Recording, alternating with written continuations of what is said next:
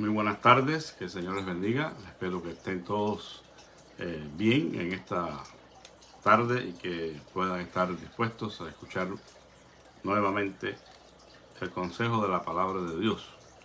Les quiero llevar al capítulo 13 de Deuteronomio. No vamos a leerlo completo, vamos a leer solamente los primeros versículos de Deuteronomio capítulo 13, donde se habla de el falso profeta o los falsos profetas. Dice así en la versión popular: si aparece entre ustedes un profeta o visionario y les anuncia una señal o un prodigio, en caso de que se cumpliese lo que les ha anunciado y les diga: vamos y sigamos a otros dioses que ustedes no conocen, vamos a rendirle culto, dice, no le hagan caso, porque el Señor su Dios quiere ponerlos a prueba para saber si ustedes lo aman con todo su corazón y con toda su alma. Sigan y honren solo al Señor su Dios, cumplan sus mandamientos, escuchen su voz y ríndanle culto. Vivan unidos a Él. Y ese profeta o visionario será condenado a muerte por haberles aconsejado rebelarse contra el Señor su Dios, quien los libró de la esclavitud a que estaban sometidos en Egipto, y por tratar de que ustedes se apartaran del camino que el Señor su Dios les ha ordenado seguir. Así acabarán con el mal que haya entre ustedes. Bueno, es una interesante palabra de Dios la que encontramos aquí en este capítulo 13 de Deuteronomio. Yo solamente quiero hacer una pequeña reflexión. Hay muchísimas cosas que se pudieran decir acerca de los falsos maestros, de los falsos profetas, cómo reconocerlos, cuáles son sus características que nos permiten ver y darnos cuenta de que en realidad son falsos profetas y no verdaderos profetas que anuncian la palabra de Dios. Y pues sería un tema sumamente largo pero hay una cosa que yo quiero destacar que para mí es sumamente importante, y por eso he titulado a esta pequeña reflexión el otro lado del falso profeta, porque generalmente, y como la palabra de Dios nos autoriza para eso, evidentemente, pensamos en que el falso profeta es aquel que dice algo y que no se cumple. Bueno, esa es vamos a decir, una característica primaria que debemos tener en cuenta para identificar a un falso profeta. Pero no es la única. O sea, que el hecho de que una persona diga algo o profetice algo de parte del Señor, Dios Todopoderoso, y no se cumpla, evidentemente es un falso profeta. Pero es que tenemos otra situación un poco más delicada, y por eso le he puesto el otro lado del falso profeta, porque esto parece estar vedado, no se le presta demasiada atención a este otro aspecto, y es probable que muchas personas estén desviándose de la verdad por no prestar atención a esta otra cosa que encontramos aquí en Deuteronomio 13, y solamente piensen de que el falso profeta ha de ser identificado porque no se cumpla lo que diga. Bueno, ese otro lado del falso profeta tiene que ver precisamente con lo que éste proponga hacer. Las enseñanzas, las insinuaciones que trate de imponer sobre la gente que ha visto su desempeño como profeta. ¿Por qué razón? Porque dice la Escritura aquí que puede darse el caso, y de hecho se dio, de que viniera uno de estos profetas y anunciara algo, profetizara algo de parte del Señor y se cumpla.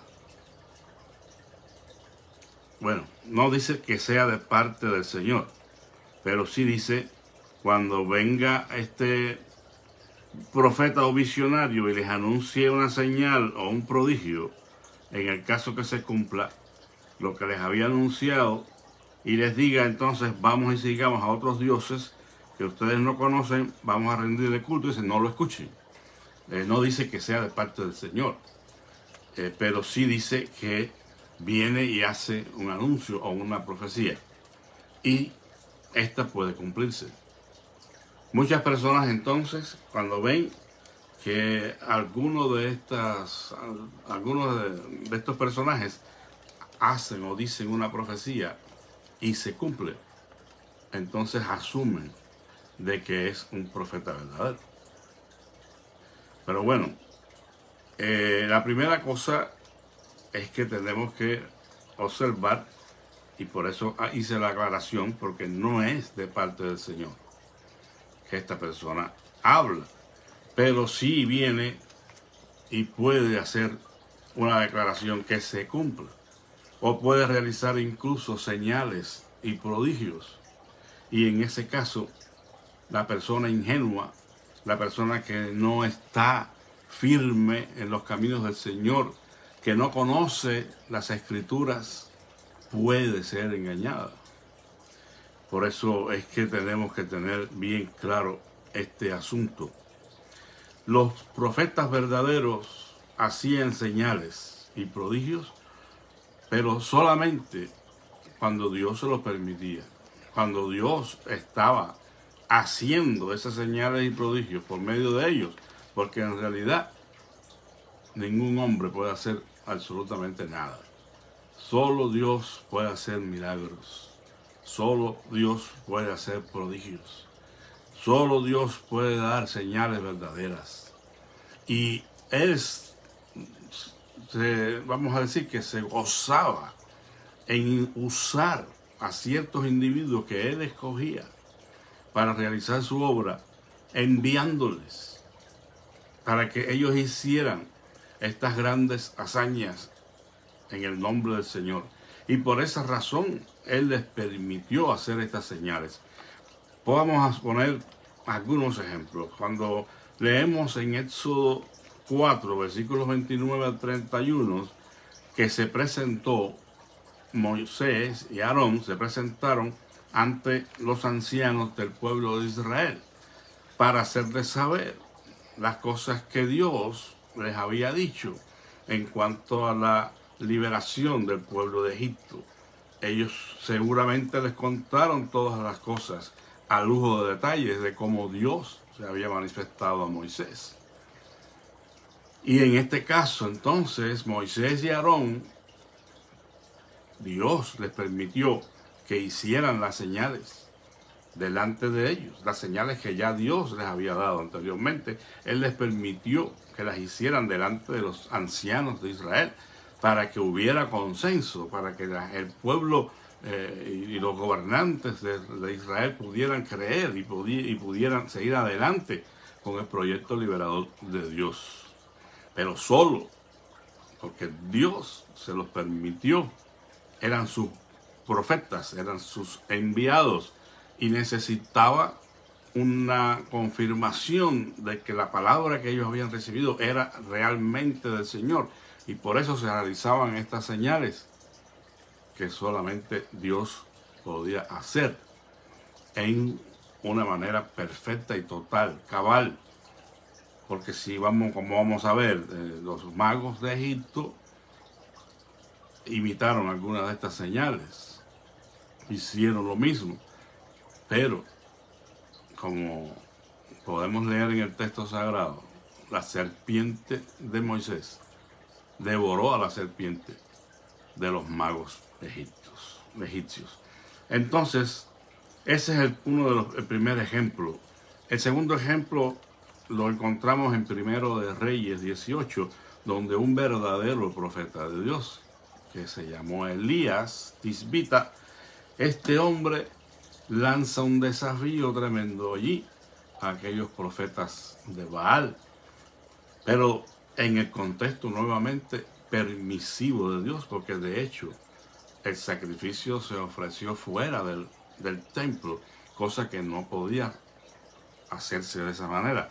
Pero Dios, el que tiene toda autoridad para hacer lo que Él quiere hacer, permitió que se diera este sacrificio allí, porque sirvió para una confrontación con aquellos falsos profetas de Baal y el verdadero profeta de Dios, que en este caso era Elías.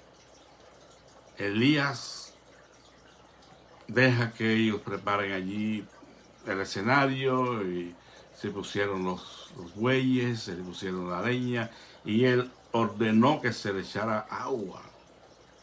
Los falsos profetas de Baal hicieron sus invocaciones, se lastimaron a sí mismos con sus rituales, gritaban desaforadamente, pero no pudieron hacer descender fuego del cielo, que era la prueba para ver quién era realmente el verdadero profeta y el verdadero Dios. Y en ese contexto Dios permitió que Elías, a través de una oración de 8 frases, 8 palabras apenas, hiciera descender el fuego del cielo. Y el fuego de Dios descendió y consumió el sacrificio y aún el agua que había en él. Por lo que no quedó ni una duda mínima de que Jehová era el Dios y Elías su profeta. Pero nuevamente no vemos a alguien presumiendo de poder, sino a alguien que quiere vindicar el nombre de Dios, que quiere dejarse usar para que el nombre de Dios fuera exaltado y quedara bien claro de que no hay otro Dios que no sea Yahvé. Bueno, son 2 ejemplos, pero suficiente elocuente para demostrar que los verdaderos profetas también hacían uso de estas señales cuando Dios lo permitía para verificar su palabra, que la palabra era de Jehová y que ellos eran verdaderos profetas. Como dije, los falsos profetas también lo hicieron. En ocasiones, no siempre, pero los falsos profetas podían hacer señales y prodigios. Y la persona que estaba mirando esto, si no estaba bien fundamentada en la fe del Dios de Israel, podía ser confundida, como podemos ser confundidos hoy también, cuando vemos a algunos de estos falsos profetas que hacen señales y prodigios. Y ya dijimos el primer caso de los magos de Egipto, que imitaron algunas de las plagas, algunas de las señales que Moisés hizo. Una cosa que debemos mencionar definitivamente son las palabras de nuestro Señor Jesucristo en Mateo 24 y versículo 24. Dice la palabra del Señor en Mateo 24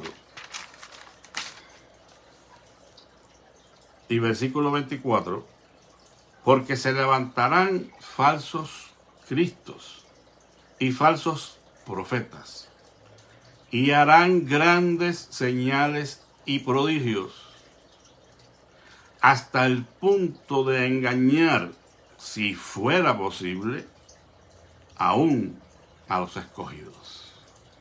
Imagínense, hermanos, de qué tamaño sería esto, que tendrían tal poder de engañar. Dice, si fuera posible, no dice que lo fuera, pero si fuera posible, aún a los escogidos, dando una seriedad tremenda a las actuaciones falsas de estos falsos maestros, que sin dudas harían señales y prodigios.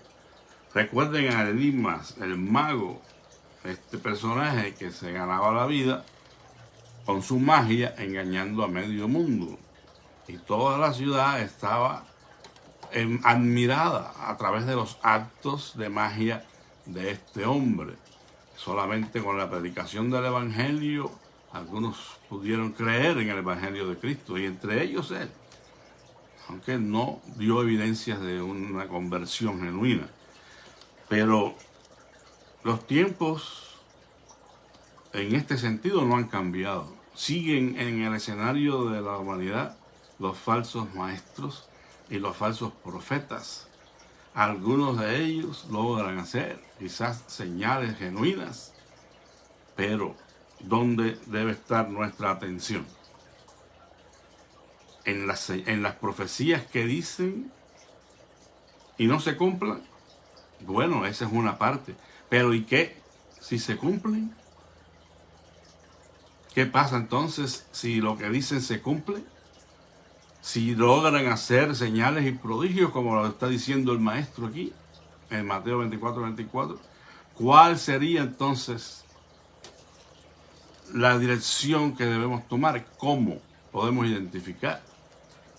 Bueno, miren, el último versículo, y que es sumamente interesante, lo encontramos en la segunda carta del apóstol Pablo a los tesalonicenses, donde habla de la aparición de este personaje que muchos están esperando que aparezca en el escenario humano, que es el anticristo. Y dice aquí en Tesalonicenses 2, y entonces será revelado aquel inicuo, a quien el Señor matará con el espíritu de su boca, y lo reducirá a la impotencia con la manifestación de su venida. Inicuo, cuyo advenimiento es por la actuación de Satanás, con todo poder y señales y prodigios mentirosos, y con todo engaño de iniquidad para los que se pierden, por cuanto no recibieron el amor de la verdad para ser salvos. Por esto Dios les envía un espíritu engañoso para que crean la mentira, a fin de que sean condenados todos los que no creyeron a la verdad, sino que se complacieron en la injusticia. Wow. Bueno, una palabra de Dios aquí tremenda, que pudiéramos hablar mucho sobre ella, pero vamos a mencionar solamente el nombre que se le da aquí a este personaje. ¿Cómo es que lo describe en su esencia, en su naturaleza? Dice el inicuo. El inicuo es un nombre que está relacionado con la iniquidad, por supuesto, ¿no? Pero ¿qué cosa significa esto? ¿Cuál es el propósito de este personaje, del enemigo de nuestras almas, a través de este personaje y de tantos que son como él? Porque anticristos ha habido muchos en toda la historia de la humanidad, en toda la historia de la iglesia. Los que se han opuesto a Cristo. Y Juan habla del espíritu del anticristo, aquel que se opone a Cristo, el que se opone a la ley del Señor. Inicuo, iniquidad, tiene que ver con la violación de los mandamientos de Dios. Se es inicuo, hay iniquidad cuando se traspasan los mandamientos, se violan los mandamientos, se vive anárquicamente, no creyendo y amando la verdad, como es el caso que está citando el apóstol aquí, de los que mueren porque nunca abrazaron el amor de la verdad revelada por Dios. Pero esto no parece tener ninguna complicación para entenderse, pues después de todo, aquellos que no han creído, si no se arrepienten, si no creen, pues perecerán, irán camino a la condenación eterna. Pero mi preocupación está en aquellos que dicen haber creído, pero siguen teniendo una actitud y un comportamiento como estos que no han creído. La pregunta es, nosotros que hemos creído, ¿amamos la verdad de Dios? ¿Estamos caminando en ella? ¿Estamos profundizando en ella? ¿Estamos ejercitando nuestros sentidos para el reconocimiento del bien y del mal? Porque, hermanos, pueden haber mucha gente que esté siendo engañada por estos falsos profetas, por estos que parecen que son genuinos, pero que no lo son. Tienen apariencia de piedad, dice la Escritura, pero niegan la eficacia de ella. ¿Cómo podemos entonces reconocerlos? Bueno, dije que hay muchísimas características, pero la más, vamos a decir, sutil, que nos puede engañar es esta, de que hable bien bonito, de que diga verdades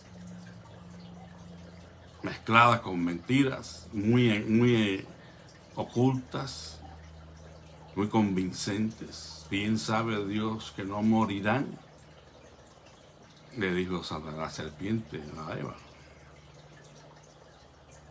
Tenemos que empaparnos del conocimiento de Dios.